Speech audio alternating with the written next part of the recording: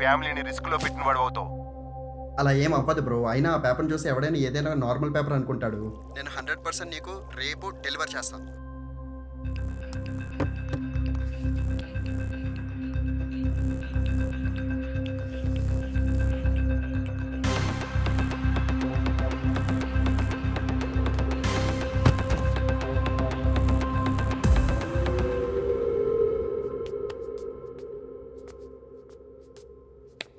Agent కూడా ఇక్కడ ఉన్నాడు. నేను ఒకసారి ఏజెంట్తో మాట్లాడి టైర్ తీసుకొని బయలుదేరుతాను.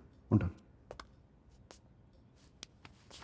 మీ కేసుకి సంబంధించిన టైర్ని తీసుకొచ్చాను సార్. టైర్ని మాత్రమే తీసుకొచ్చాను. కొంచెం లోపలికి వెళ్ళి మాట్లాడుకుందాం ప్లీజ్.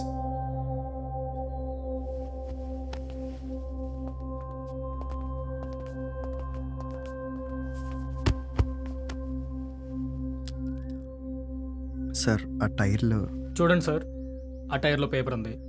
మీకు ఎంత కావస్తే అంత ఇస్తా. ఇలాంటివి నాకు చెప్పకండి. ఆ టైర్లో ఏముందో నాకు తెలుసు. దాని గురించి మీరు మర్చిపోతే చాలా బెటర్, మీకే మంచిది. కాదు కూడదు అన్నారంటే ఆ టైరు పేపర్ తీసుకెళ్ళి పోలీస్ స్టేషన్కి వెళ్తాం. కేసు వేస్తారు, మిమ్మల్ని బొక్కలో కూడా వేస్తారు. మీ ఫ్యామిలీ పరువు అంతా పోద్ది. మీ ఫ్యామిలీ తలెత్తుకోలేక బతకలేక చచ్చిపోతారు. సో ఇదంతా జరగకూడదంటే మీరు ఎక్కడితో ఆపేయాలి. మీరు ఎంత డబ్బులు సంపాదించారో నాకు అనవసరం. డెలివరీ చేయాల్సిన వాళ్ళకి మనీ రిటర్న్ ఇచ్చేసి ఇక్కడతో ఇదంతా